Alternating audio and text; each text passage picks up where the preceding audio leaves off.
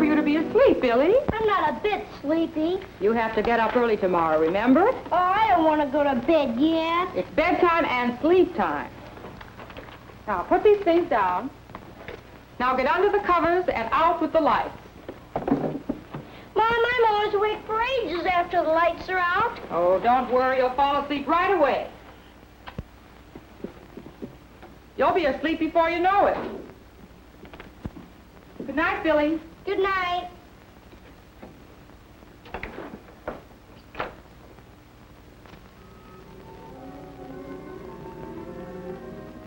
Billy's mother didn't know the real reason why he didn't want to go to bed.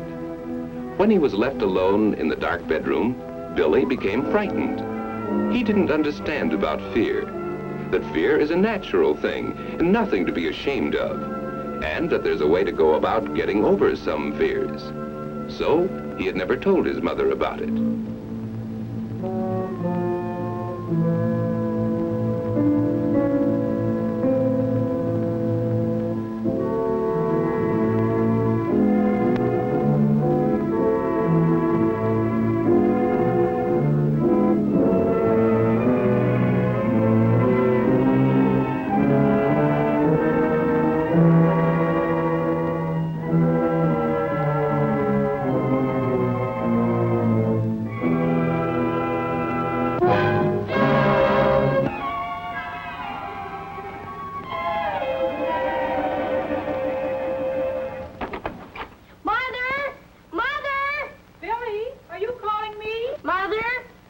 What is it, Billy? Why aren't you in bed?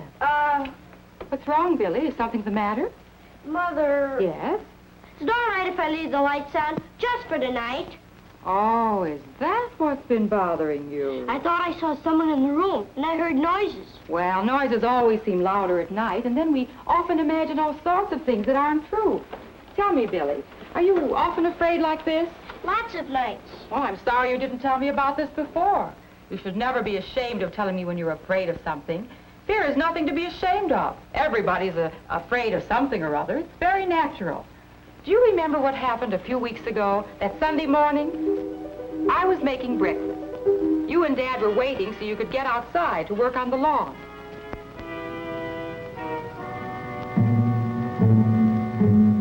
Do you remember how the bacon fat poured over the stove and caught fire? I was terribly frightened. Your father was frightened, too.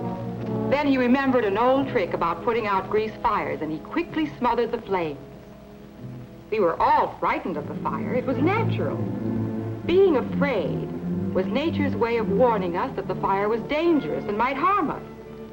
That's what fear is, a warning of danger. Sometimes we're afraid of big things, and sometimes we're afraid of very little ones. But you shouldn't be ashamed of being afraid of something dangerous. No matter whether it's big or little, being afraid is nature's way of reminding us that we should do something to avoid the danger and to avoid being harmed. Do you remember the time you threw the ball onto the ledge at school?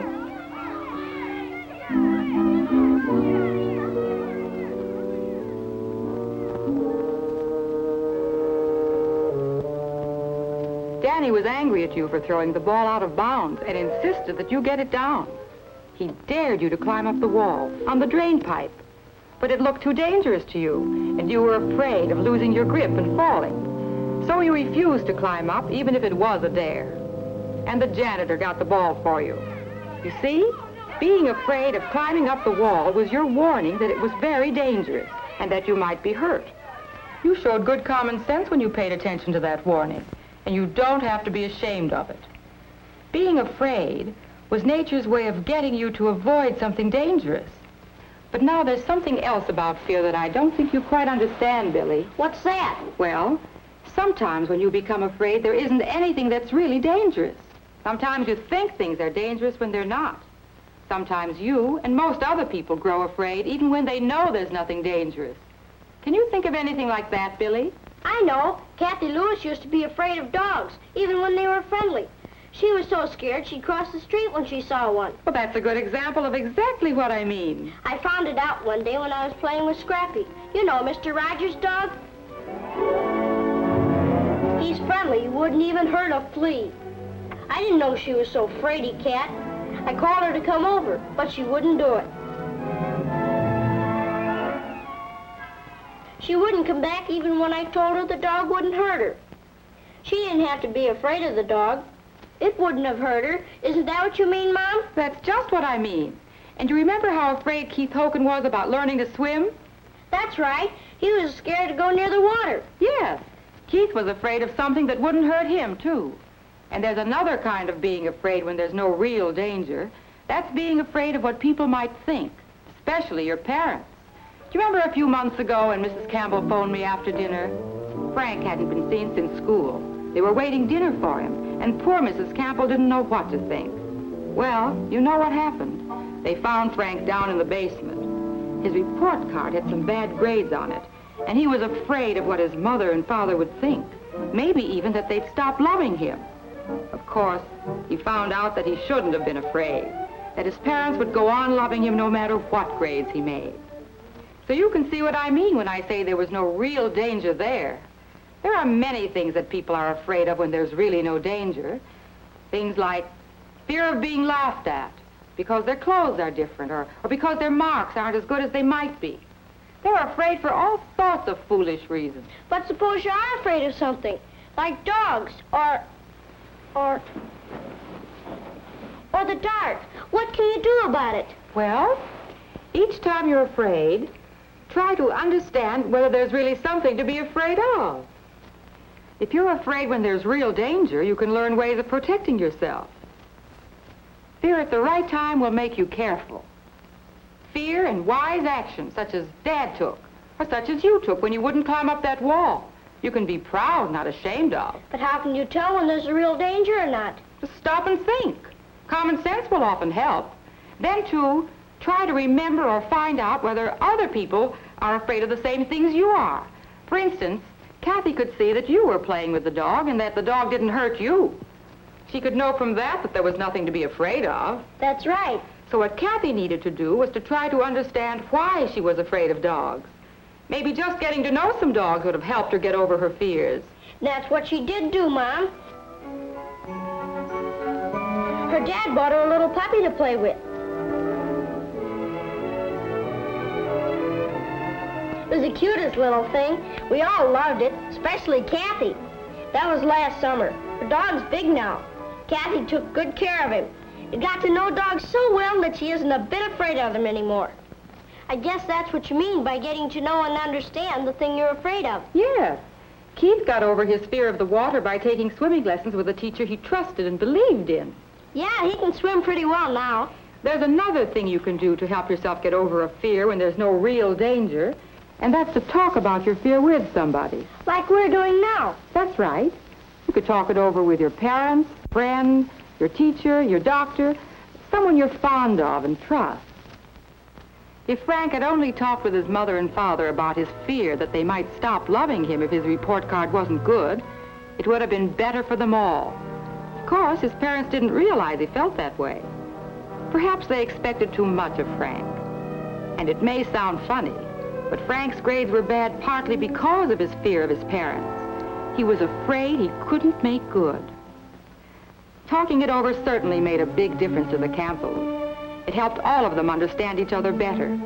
As they talked over his work and work habits and what they expected of him, Frank got over his fear of making poor grades and of not doing well enough to please his father and mother. He's doing much better in school now, isn't he? Yeah. Gee, Mom, it does help a lot to talk things over. Billy, would you like to talk about some of the things that you're afraid of? Like why you don't like the room dark? Well, I'm lonesome. And I'm afraid you and Dad aren't downstairs. That maybe you've gone away. You have my word that we'll never go away without telling you. And of course we'd never leave you alone. Either we or someone else will always be where you can call. How about it? Ready for sleep now? Yeah, I guess so. All right, darling. Good night. What about the light, Billy? Tell you what, Mom. Leave the door open a little instead, will you? That's fair enough. Good night, son.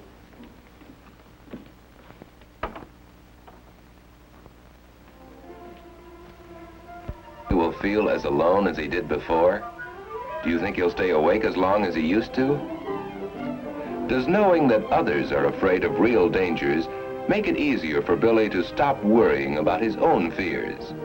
And when he remembers that some people are afraid when there's no real danger, does that make it easier for Billy to understand some of his own fears? Billy refused to climb the drain pipe because it looked dangerous. Yet at the same time, he had another fear. He was afraid he might be called a coward by his friends. He had to decide which was the real fear.